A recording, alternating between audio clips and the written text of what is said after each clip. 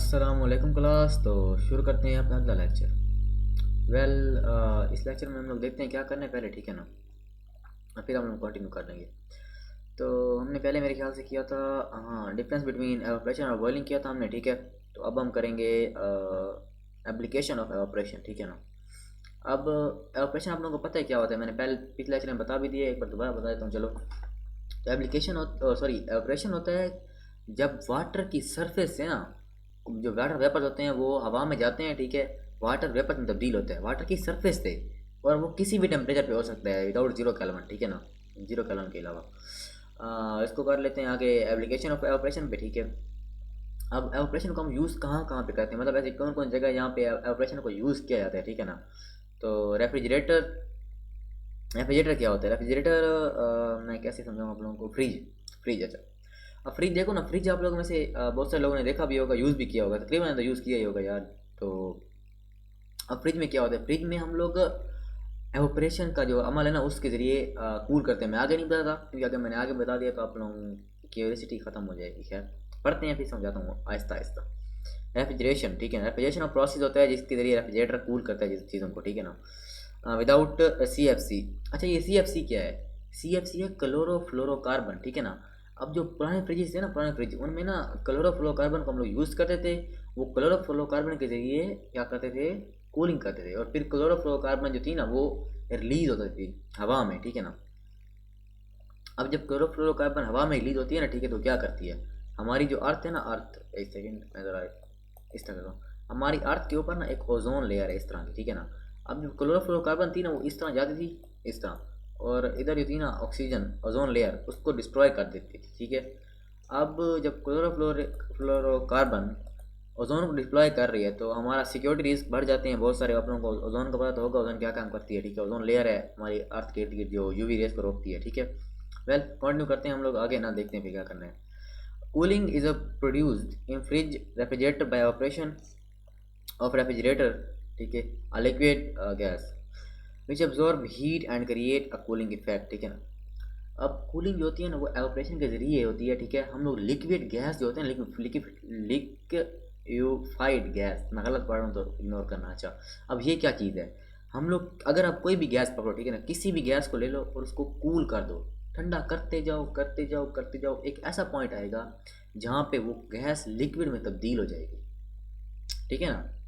अब मैंने लिया ऑक्सीजन गैस पकड़ लिया, ऑक्सीजन का लिक्विड, मेरे ख्याल से जो ऑक्सीजन का होता है ना वो वाला पॉइंट, फ्रीजिंग पॉइंट, मेरे मुझे से याद नहीं आ रहा, ठीक है। लेकिन ऑक्सीजन एक पॉइंट पे ना मेरे ख्याल से -2 समथिंग होता है, ठीक है ना।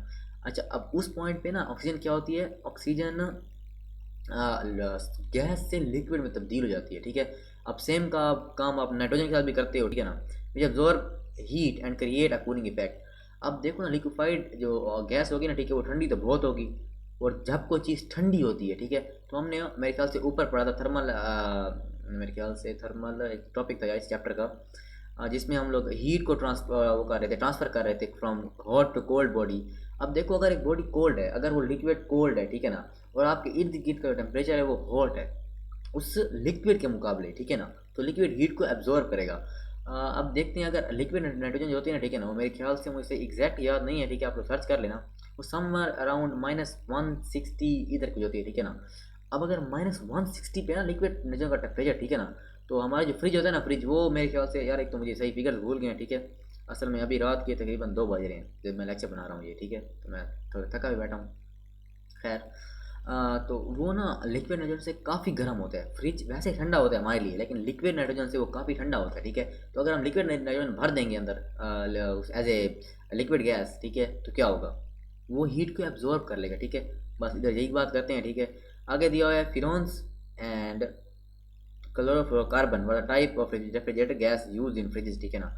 अब ये तो दो गैसेज है ना, ठीक है, ये ना पहले यूज होती थी फ्रिज में, अब ये यूज नहीं होती, ठीक है ना। अब क्लोरोफ्लोरोकार्बन को कम्प्लीटली बैन कर दिया गया है, ठीक है ना। However since it was found that CFC was depleting the ozone, हमें जब ये पता चला कि CFC ओजोन को डिप्लीट कर रही है in upper atmosphere which increase the amount of UV rays coming from the sun, ठीक है, जो यूवी रेज को इंक्रीज कर रहे थे, मैंने पहले बताया आप लोगों को। All living things are harm by ultraviolet rays, ठीक है। अब अल्ट्रा वायलेंट रेज होती है ना, अल्ट्रा वायलेंट रेज, इनकी फ्रीक्वेंसी बहुत ज़्यादा होती है, ठीक है। तीन मेरे ख्याल से दो किस्म की रेज होती है, ठीक है, इंफ्रारेड और अल्ट्रा वायलेंट। इंफ्रारेड की फ्रीक्वेंसी ज़्यादा होती है, बड़ी होती है, मतलब उसकी फ्रीक्वेंसी घाट होती है, वेवलेंथ ज़्यादा होती है, ठीक है ना। और अल्ट्रा वायलेट की फ्रीक्वेंसी ज़्यादा होती है। अब ये बताने का कोई तुक नहीं बनता, मैं वैसे ही बता रहा हूँ, ठीक है। Therefore C F C use has been prohibited. अब ये प्रोहिबिटेड वाज आप लोगों को याद रखना है, ठीक है। सी एफ सी का इस्तेमाल ख़त्म हो गया, अब फ्रिज में सी एफ सी को यूज़ नहीं करते। बहुत पुराने वाले जो फ्रिज पड़े हैं ना, अब कई बार तो हमारी जो माएँ थी वो दहेज में फ्रिज लाई थी, अभी तक वो यूज़ कर रहे हैं हम लोग, ठीक है। तो जो वो फ्रिज थे ना, उनमें सी एफ सी अभी भी यूज़ होती है। C F C are replaced by environment friendly substance like water. अब वाटर यूज़ होता है, ठीक है। अमोनिया अमोनिया यूज़ हो रही है। हाइड्रोकार्बन जैसे प्रोपेन, ब्यूटेन। अब मैं क्या समझाऊँ आप लोगों को, हम लोग अमोनिया कैसे यूज़ कर रहे हैं। अब अमोनिया एक किस्म की गैस है, ठीक है ना। अब मैंने अमोनिया पकड़ी, ठीक है, और अमोनिया को ठंडा कर दिया। अमोनिया को मैं ठंडा करता गया, एक पॉइंट आएगा जहाँ पे ना अमोनिया जो है ना वो कम्प्लीटली लिक्विड बन जाएगा। अब याद रखना, जब अमोनिया कम्प्लीटली लिक्विड बनेगा ना तो वो बहुत ठंडा होगा, हमारे फ्रिज के अंदर वाले टेम्परेचर से भी बहुत ज़्यादा ठंडा होगा, ठीक है ना। तो जब वो बहुत ज़्यादा ठंडा हो जाएगा ना, इसका मतलब वो हमारे फ्रिज से भी टेम्परेचर लेना शुरू कर देगा, क्योंकि उसे गर्म तो होना है। आप लोगों ने पढ़ा होगा कि कोई भी बॉडी जब गर्म होती है ना, ठीक है, तो वो अपना हीट रिलीज करती है। कोल्ड बॉडी वो हीट एब्जॉर्ब करती है, ठीक है। तो अगर अमोनिया बहुत ठंडा है और फ्रिज का टेम्परेचर भी ठंडा है लेकिन अमोनिया से कम ठंडा है, तो वो एस्टेब्लिश करने के लिए ना इक्विलिब्रियम, वो हीट एब्जॉर्ब करेगी और वो हीट एब्जॉर्ब करके चली जाएगी साइड पे। अब refrigerator contain a coil. Refrigerator में कॉइल होती है। कॉइल क्या होता है? कॉइल होती है इस तरह की चीज़ हो, ये इस तरह की, इधर इधर इस तरह, ऐसी कोई भी चीज़ों से कॉइल कहते हैं हम लोग, ठीक है ना। तो ऐसी किसी भी चीज़ को हम कॉइल कहते हैं। रेफ्रिजरेटर में इस तरह की कॉइल होती है, ठीक है ना, जिसके अंदर जिसको हम प्रेशर कॉइल भी कहते हैं, जिसके अंदर वो गैस भरी होती है या फिर वो लिक्विड गैस भरी होती है, ठीक है ना। The warm air inside the fridge comes into contact with environment, evaporates the evaporator cell, ठीक है ना। इस एवापोरेटर कॉइल भी कहते हैं इस कॉइल को, ठीक है। ये नाम आप लोगों ने याद रखना है, या शॉर्ट क्वेश्चन में आ सकता है कि व्हाट इज एवापोरेटर कॉइल, ठीक है। तो एवापोरेटर कॉइल वो कॉइल होती है जिसके अंदर लिक्विड गैस भरी होती है, ठीक है।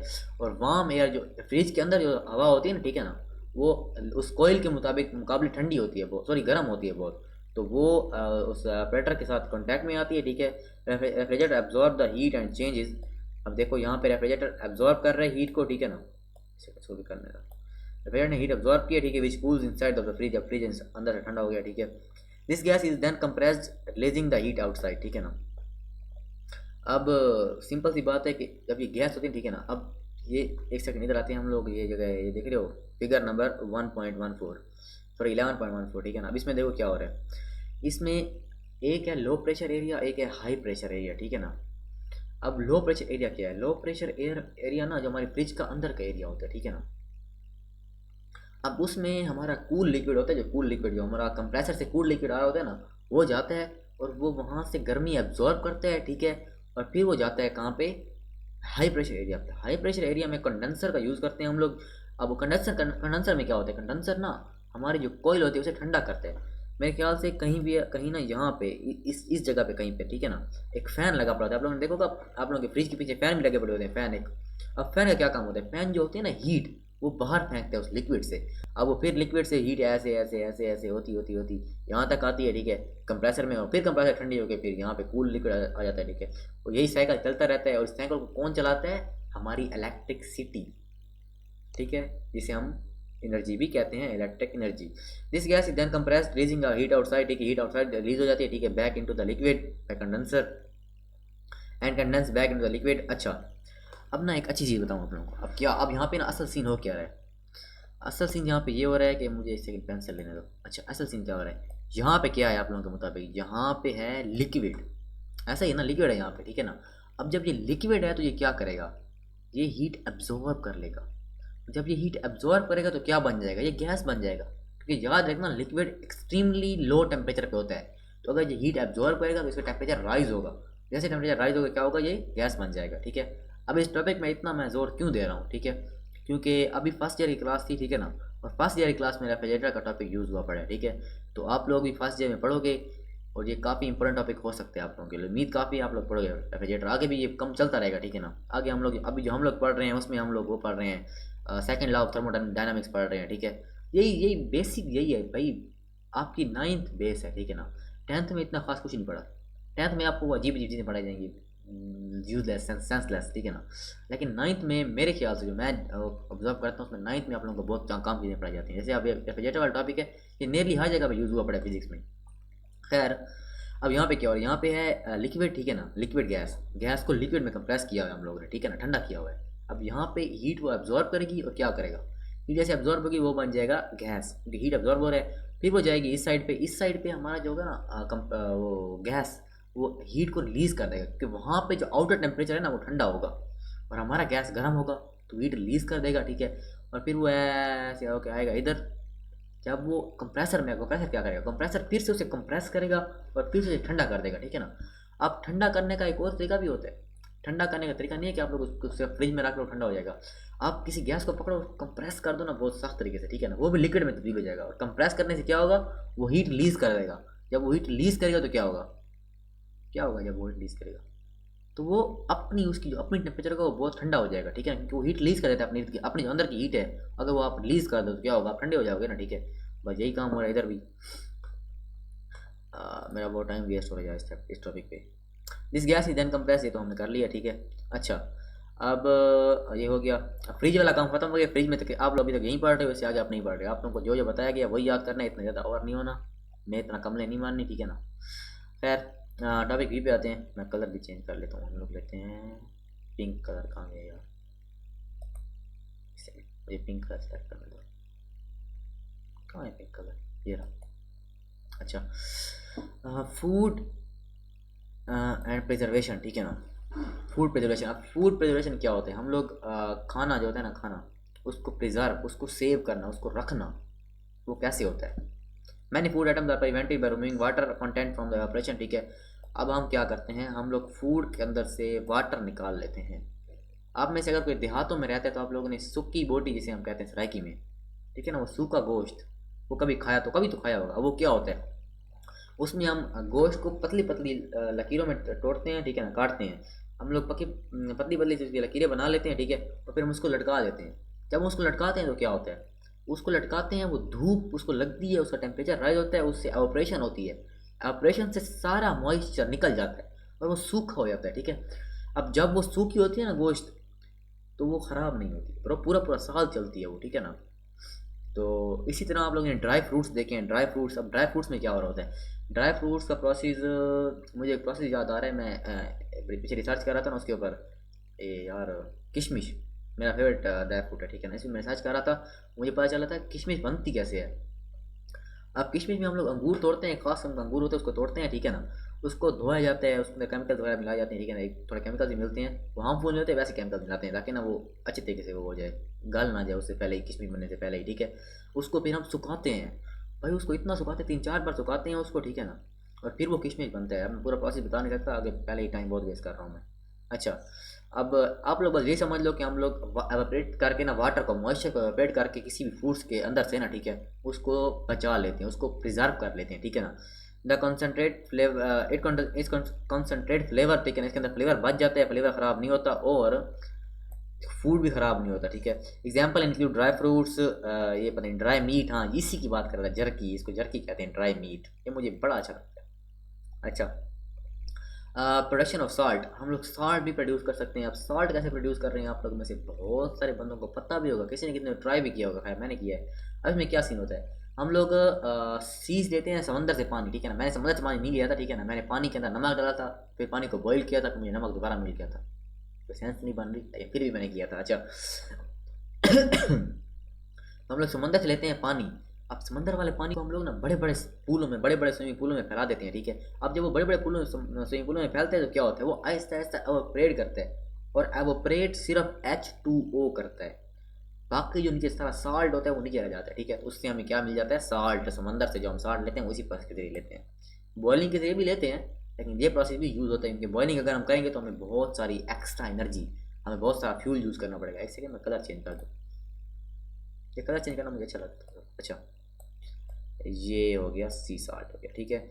इसमें हम लोग salt left behind salt salt ले जाते हैं। अब एयर कंडीशनिंग, एयर कंडीशनर मैं कैसे बताऊँ, मज़ा से ट्रिक दूंगा यार इसको बताने की। रेड यूज़ हो गया, रेड यूज़ हो गया, ब्लू। अच्छा, एयर कंडीशनिंग क्या होती है, एयर कंडीशनिंग होती है AC, इसको लाइक सिंपल ज़बान में AC कहते हैं।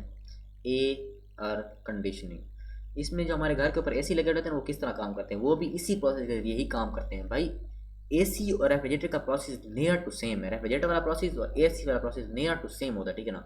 उसमें भी हम तकरीबन यही चीज़ यूज़ करते हैं, बस उसमें जो हम लोग रेफ्रिजरेटर में हम गर्म हवा निकाल देते हैं, ठीक है ना, बाहर, उसमें हम ठंडी हवा अंदर भेजते हैं। समझ रहे हो? नहीं समझ रहे? मुझे भी नहीं आ रही खैर। उसमें हम ठंडी हवा, उसमें हम ऐसा करते हैं। अब आगे पहले हमने यहाँ पे एक पंखा लगाया था, ठीक है ना, कंप्रेसर के ऊपर इधर हॉट वाली साइड पे। अब हम यहाँ पे एक पंखा लगा देंगे इस साइड पे, इधर हमारा पंखा एक लग गया।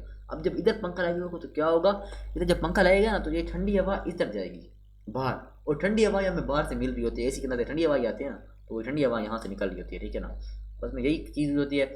Air conditioner are used to evaporate cool air, ठीक है ना, कूल एयर एवपोरेट होती है। दीवार के passing warm air, sorry, the passing warm air over a coil that is filled with cool liquid, ठीक है ना। इसमें वही बता रहा हूँ मैं, ठीक है ना। इसमें आप लोग ऐसा लेते हो, इसको पकड़ते हो, इस कोयल को, ठीक है ना, और इसके अंदर से गर्म हवा गुजारते हो। जब गर्म हवा गुजरती है ना कोयल से, तो क्या होता है, एवापोरेशन होती है, और एवापोरेशन से वो हवा ठंडी हो जाती है, ठीक है ना। और जब वो ठंडी होती है तो क्या होता है, एसी भी हमारी कमरे को ठंडा कर देते हैं, ठीक है। और as a liquid evaporate it take heat from the air control, इसको छोड़ो। अच्छा, नीचे आते हैं फीवर कंट्रोल। फीवर कंट्रोल, ठीक है ना, ये हम लोग हमारी अम्मियों ने बहुत बार यूज़ किया होगा, हमने यूज़ नहीं किया, खैर मैंने भी यूज़ नहीं किया। अच्छा, अब ये क्या होता है, आप लोगों में से किस किस ने इसकी अच्छी सी एग्जाम्पल होती है। हाँ, कोई किसी को ना 102 103 जो बुखार जब होता है ना, बहुत सख्त बुखार हुआ पड़ा है, ठीक है ना, तो हमारी जो अम्मी होती है ना, वो देखती हैं वो तुम्हारा मत्था सड़ रहा है, सराय की ज़बानों से कहते हैं, मेरी अम्मी दादी है।